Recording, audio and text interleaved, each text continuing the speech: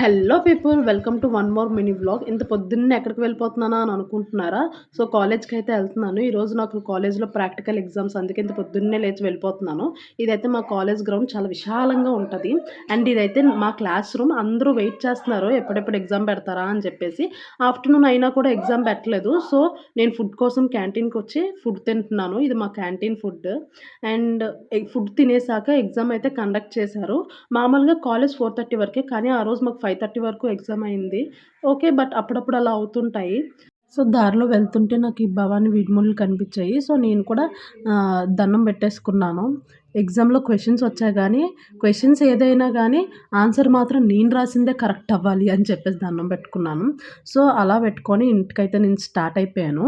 ఇంటికి వెళ్ళగానే మా అమ్మేమో ఇవి పెట్టేసి ఉంచింది. సో, ఇవేంటో మీరు తెలిస్తే మీకు కామెంట్ సెక్షన్‌లో కామెంట్ చేయండి.